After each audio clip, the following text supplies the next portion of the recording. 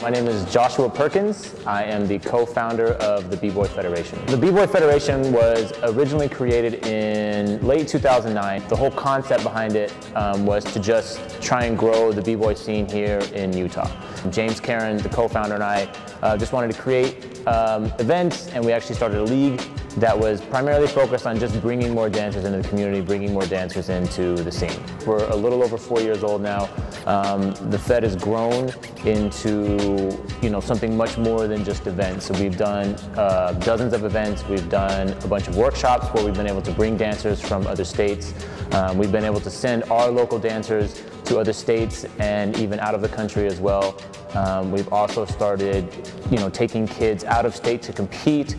We try to book dancers locally for shows, and we, in the last year and a half, have an office space and a practice space now. As the Fed has grown, we've sort of expanded that and wanted to include all types of street dances. So it would include, poppers, house dancers, lockers, certain types of choreo dancers. And what we've really tried to grow into is an organization that sort of provides an umbrella or a face, a name that dancers that aren't attached to studios that still want to be bookable for shows and be hired for things to sort of collaborate with us under one roof. It was suggested to the Fed that we become a nonprofit, and some of the benefits of doing that would be that we would be able to grant right to the government and solicit donations from outside the organization. The Fed decided to go the nonprofit route is because we had these different programs and ideas that we wanted to grow and develop, and being a nonprofit gave us the best opportunities to make those happen. And these are programs like the practice space that we currently have, and so we can offer this practice space for free. We can offer it as an event space for extremely cheap. We can offer it as a free rehearsal space for other types of dancers, and so it becomes this tool and this asset that the community can use that they wouldn't be able to get on their own.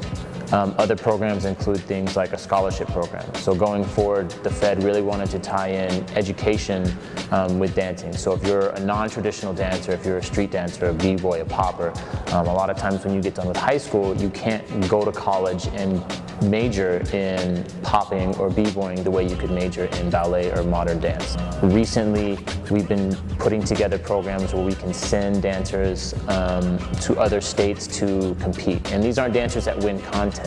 It would more be kids who don't have the financial ability to get in a car and drive to California or Colorado for an event. In the future, a program would be expanding that practice area into an actual full-blown studio where we could offer classes and develop a curriculum that pushes things like DJing and graffiti art and other aspects of hip-hop as well, and not just the dance. The Fed has been primarily funded by either the board members and the founders and co-founders, revenue that we generate from events and different products that we've created to sell, or just in-kind donations that come from the people in the community. We want to do fewer events but sort of do higher quality events, and so because of this we need a larger war chest to accomplish the goals that we have set out before us. And so the idea behind fundraising is to reach out to the community, to reach out to people who don't know us or may not know us, and just try and bring more capital and bring more funds in so that we can grow these programs and do the things that we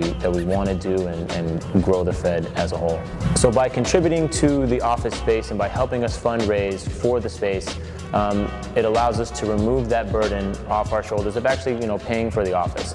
And what this will allow us to do, for example, is take the money that we would normally pay for rent and put that into a scholarship program directly. And so the goal of this fundraiser is to raise enough money to support the office for the next year so that we can take our other assets and resources and develop our other programs.